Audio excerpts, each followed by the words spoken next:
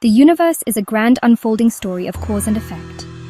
Everything that happens, from the collision of galaxies to the simple act of a seed sprouting, is a consequence of something that came before it. Humanity has long sought to understand this intricate web of connections. We are, pattern-seeking creatures, driven by a deep need to find order in the apparent chaos of existence.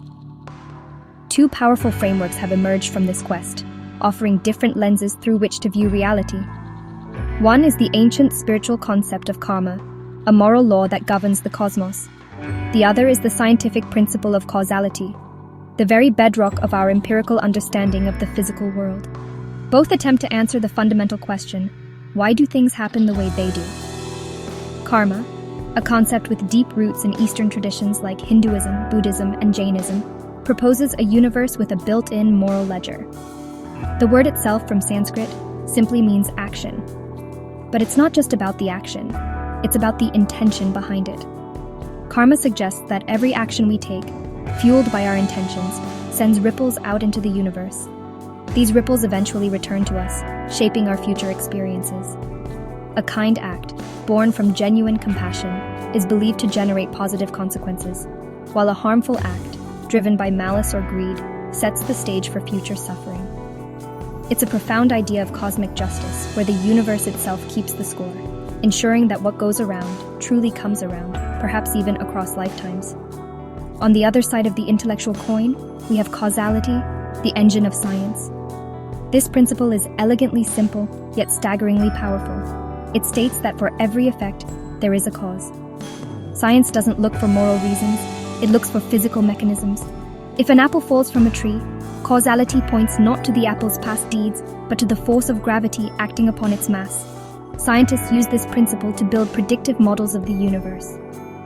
By understanding the cause, the initial conditions, and the physical laws at play, we can predict the effect with remarkable accuracy. This is how we can launch a rover and know, years in advance, precisely where and when it will land on Mars. It's a mechanical, observable, and testable view of reality. So, we are presented with two distinct maps for navigating the landscape of reality. One is a moral map, where our inner world of intention shapes our outer world of experience. The other is a physical map, where measurable forces and predictable laws dictate the unfolding of events. Are these maps describing two different territories, or are they simply different projections of the same unified world? This question invites us to explore the very nature of reality, the limits of our knowledge, and the place of human consciousness within the vast machinery of the cosmos. It's a journey that takes us from ancient wisdom to the cutting edge of modern physics, challenging us to consider how we make sense of it all. Let's dive deeper into the heart of these two ideas. Karma is fundamentally a moral law. Its primary focus is not on the physical outcome of an action, but on its ethical quality and the intention that drives it. Imagine two people giving money to someone in need. One person gives out of a genuine desire to alleviate suffering, feeling empathy for the other's plight. The second person gives the same amount, but does so performatively, hoping to impress onlookers and gain social status. According to the principle of karma, even though the physical act is identical, the consequences for the givers will be vastly different. The first act plants a seed of positive karma, while the second, rooted in ego, may plant a neutral or even negative seed. The universe in this view is not blind. It responds to the contents of our hearts. Causality, in stark contrast, is entirely indifferent to morality and intention. It operates on the level of physical, observable phenomena. To a physicist, the act of giving money is simply a transfer of mass and energy from one location to another. The reason why the money was given, be it pure compassion or selfish ambition, is irrelevant to the physical laws governing the transaction. If you push a boulder off a cliff, causality explains its acceleration due to gravity, the force of its impact, and the resulting crater. It doesn't ask whether you pushed it to build a foundation or to cause harm. The outcome is determined by mass, velocity, and the laws of motion, not by the state of your conscience. The universe, through the lens of science, is a machine that follows its programming without judgment. This distinction highlights the core difference between the two systems.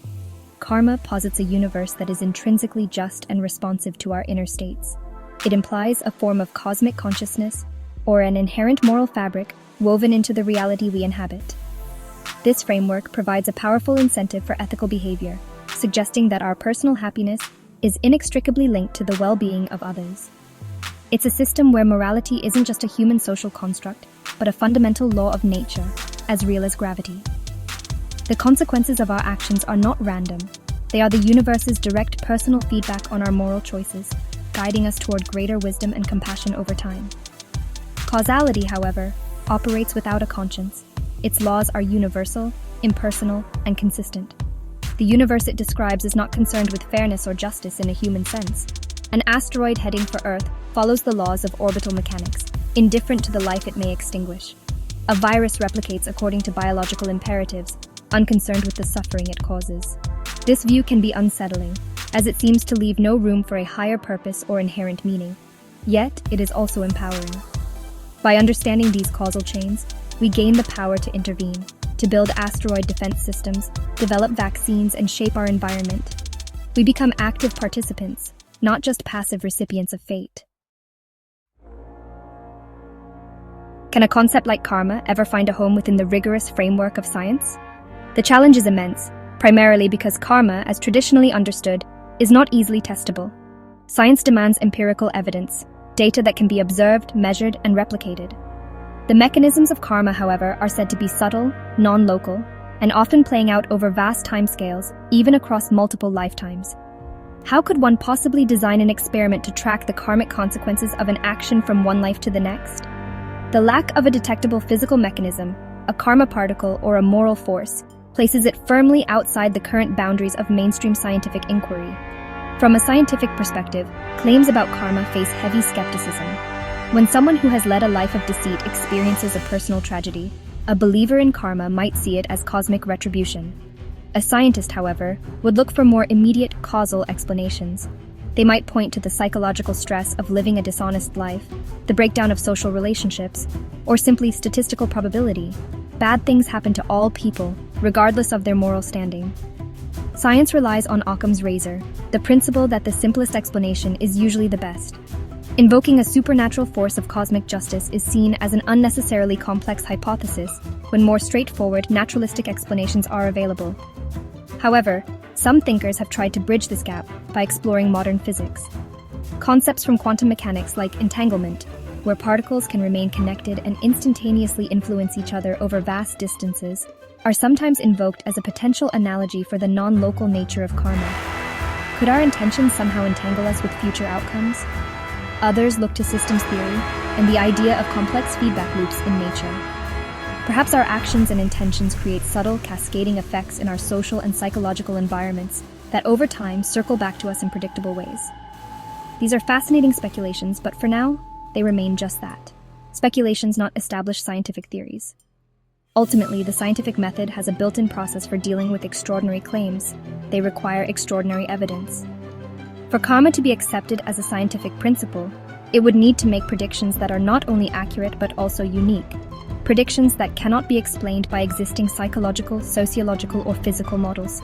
Proponents would need to demonstrate a clear, repeatable causal link between a specific intention and a specific measurable outcome, ruling out all other variables.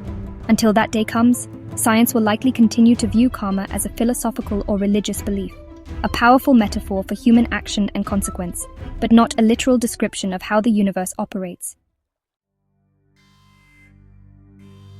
Does a universe governed by strict physical causality leave any room for ethics and moral responsibility? If every thought and action is simply the end product of a long chain of prior causes, from our genetic makeup to our environmental conditioning, can we truly be held accountable for what we do? This is the classic dilemma of free will versus determinism. If our choices are predetermined by the physics and chemistry of our brains, then praise and blame seem meaningless. However, even within a deterministic worldview, our actions still have very real consequences in the physical and social world. Our societies have developed ethical systems and laws, not because of a cosmic judge, but because they are practical necessities for cooperative living. This is where the two perspectives might complement each other. While causality describes the how of the world, karma can be seen as a powerful framework for the why of our human experience within it. One can accept that the universe operates on impartial physical laws, while also believing that living a life of compassion, integrity, and kindness, the core tenets of positive karma, is the most logical way to create a better reality for oneself and others. In this view, Karma is not a supernatural force, but a psychological and social principle. Acting with good intent tends to build trust, foster strong relationships, and create a supportive environment, which in turn leads to better personal outcomes. It becomes a form of practical wisdom. So, must we choose between these two powerful ideas? Not necessarily. It is entirely possible to hold both views, applying them to different domains of life. One can look at the stars through the lens of astrophysics, understanding the gravitational forces that hold galaxies together, while simultaneously looking at human society through a lens that values intention and moral consequence. You can be scientifically literate and still believe that your choices matter on a profound ethical level. The key is to recognize the boundaries of each framework. Science explains the physical world, while philosophies like karma provide a guide for navigating the human moral world. They are two different tools for two different jobs. In the end, this debate is more than an abstract philosophical exercise. It shapes how we live. Whether you believe your actions are judged by the cosmos or simply have predictable consequences in a social system, the conclusion is remarkably similar. Your actions matter. Both karma and causality, in their own ways, call on us to be mindful and deliberate. One urges us to purify our intentions, the other to understand the consequences of our actions. Together, they offer a richer, more complete understanding of our place in the universe. They remind us that we are not merely passive observers, but active participants in the grand, unfolding story of reality, with the power to shape what comes next.